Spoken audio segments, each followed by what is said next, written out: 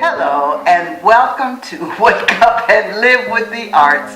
This is Sue Johnson, your host for this evening's edition, where we have two fascinating guests, and they're kind of in similar occupations or pursuits, and we're going to meet both of them.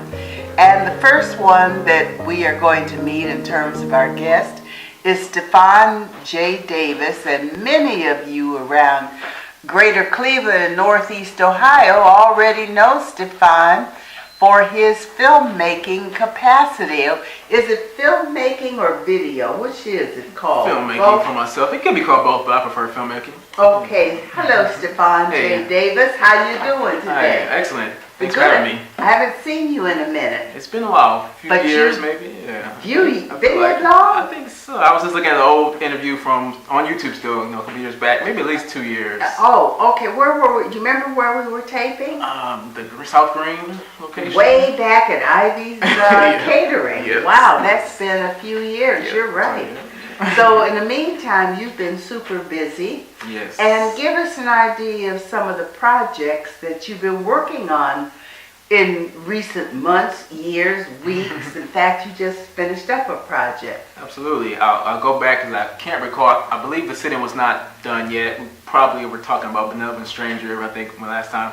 So my movie after that, our interview, was the sit-in, and that was about bullying. I brought the DVD for people to be able to take a look at. Can we hold it up so that people can see it? Absolutely, that's just the case. And is this the star of the show? Yeah. And her name is? Bridget Marbury. Okay, she a local talent? Yes. Okay. And so that's about bullying, anti-bullying. It was a really well done film. We took it official selections to a few different festivals. Won an award out in LA for a film festival for awareness. And right now it's currently on Amazon. People can pick that up on Amazon if they'd like to take a look at that. Is it a short film? This is a short, yep. About 16 minutes short film. Okay, we had a person on the show who did something on bullying, and I cannot remember, but I think it was a stage version about bullying, which, not being in the public schools anymore, I did not realize was still such a major it's a hot topic right now. Yeah, it's really big. issue. And then with cyberbullying too now, so it's an extra kind of form of bullying now, so absolutely. Oh, for heaven's sakes. So you have submitted to a couple of film festivals. Yep. Have you been to the Cleveland Film Festival at all? No, not this year, no. All the Greater Cleveland over. The Greater Cleveland? Yeah, we were in that one too. Okay. Yeah, with this particular one, with the sit-in. Uh-huh. And okay. And what is one of your upcoming projects? So we pretty much wrapped up one on domestic violence, dating violence, called Derangement. Put a trailer out there on Facebook. Everybody enjoyed that. So that one's pretty much starting to come to fruition. It's editing and all that's pretty much done. Just going to that next phase of distribution. And another one is, right now it's called All Lives Matter, and James is very familiar with that because he has a role in it. I was going to ask you about our videographer and actor, James McGill. Yes. Just finished a project with you. Tell us about that.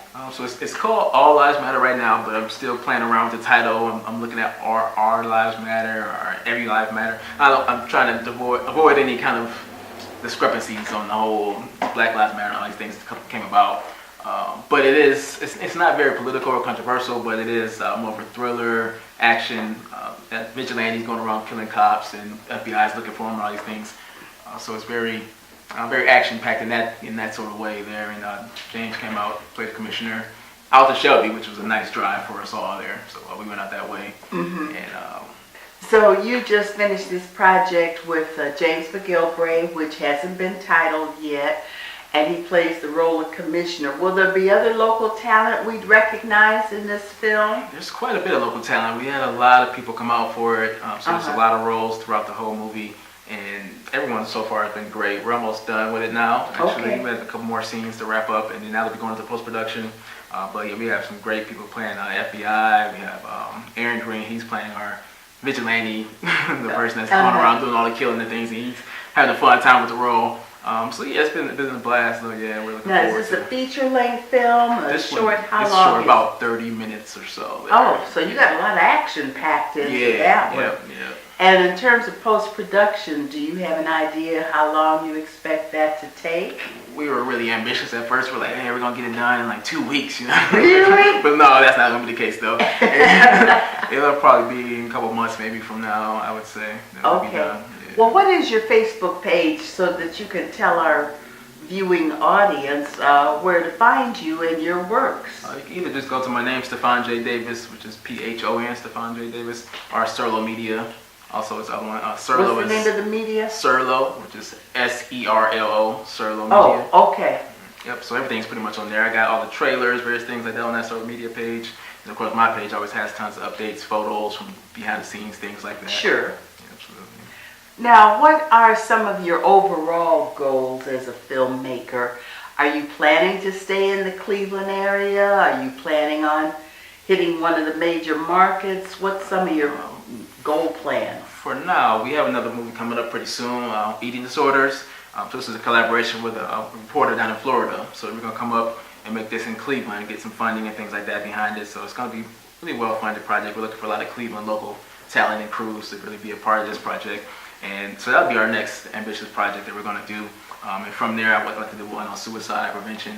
And then from there, I might find myself in another city. I don't know, but but we'll definitely be here making a few more films and things for sure. And we'll see what happens from that point. Well, maybe you'll be like Robert Banks. He stays here, and yet he's a national figure. Absolutely. Like to Now, travel back and forth a little bit.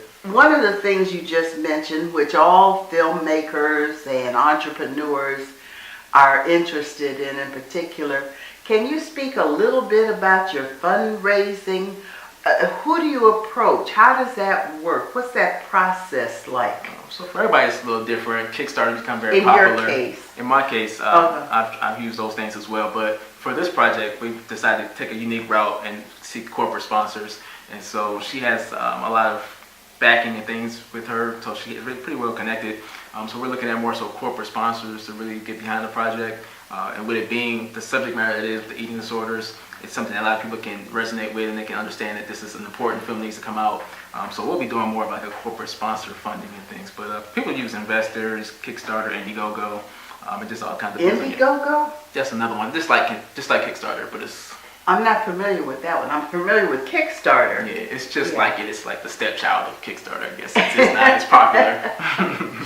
Okay. Well, oh shoot. You know my brain. I was getting ready to ask you another question, and then it completely went right on out the room. It happens. I may think of it before we close this segment out. What is your next? Have I already asked you what your next immediate project is? No, that wasn't.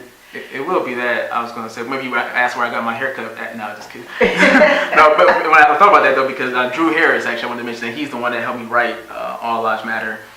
We co-wrote that together. He actually brought the project to me. He said, this would be a great project if we did this. Can you collaborate with me on it? And I was like, yeah, sure. So just wanted to, shout him out that we did a joint effort on that project there. Well, that's what I finally remember. Do you write and create your own projects, or where do you get your material, and what motivates you to select the material that you do?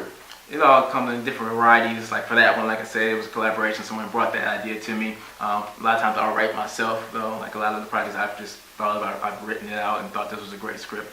And another one, The Sit-In, actually someone brought that to me as well. So it really just depends. The domestic violence arrangement, I wrote that, produced it myself on that. That's a solo project for the most part. Besides bringing in like my DP Sean Jenkins and things. And but yeah, really the inspiration, really, I just let it flow to me. Sit back, meditate, wait till some good vibes hit me, and I'm ready to start typing away. Are you pretty much a team of one, or do you have a small, crew of folk that help you, do a project? It depends on the project. A lot of times we'll have a small crew on it, depending on what it is. But it's All Lives Matter, or Our Lives Matter, or Every Life Matter, whatever it's going to be at the end of the day, whatever it's called. We call it. That's just been actually just me and the guy Drew just running around for the most part on our own. Besides when we had Sean come on a few times to help as DP. But for that, yeah, it's been pretty small. But yeah, I prefer having a bit of a crew though. Okay. When we were working on some other projects, had a nice sized crew, and that just made things run so much more efficiently. Now, when you say DP, for our audience who isn't a filmmaker, what's a DP? Director of photography or cinematographer. So, I mean, there's all kind of technical terms like AD, Absolutely. second AD, and all that stuff. 2000 Angel C scrolling and credits for Hollywood movies here. So yeah, the person who picks your nose, you know, they're listed. Somebody as that well. wipes the sweat off your eyebrow. And Stand-ins, you name it. So, but you know, on TV now they scroll the credits so quickly you can't read it. You blink and it's gone. Yeah, I think I maybe saw somebody's name on it. But in the movie theaters, which I rarely get to, I do watch the credits just in case there's anybody's name I might recognize. And depending on the movie, there might be something at the end that's pretty cool. Like I know a lot of the Marvel movies, they'll have something at the very end after all the credits. They'll do a little extra little scene. Oh yeah, outtakes and what have you. Yeah, you know. Well, listen, my darling, it was fantastic seeing you again. Absolutely, you too. And James McGill, who's one of our videographers along with Lester Bryant, he let us know that you had shared your boom mic with us, at which point I think he said something about inviting you, and I said, let's invite him. Well, James had the idea to invite you as a way of thanking you for your support of our efforts, and hopefully we'll get all of our own equipment in the near future. You got any money?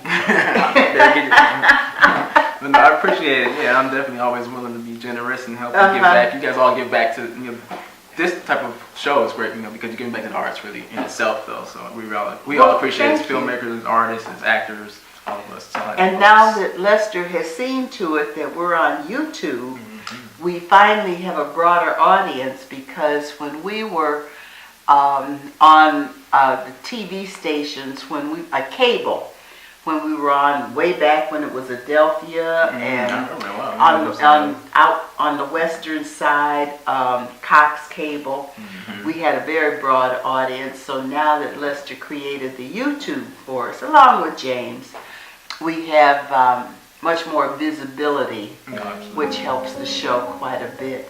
So thank you, darling. Thank you. I look forward to seeing you soon. Absolutely. Thank you. Thanks for having me. You're more than welcome.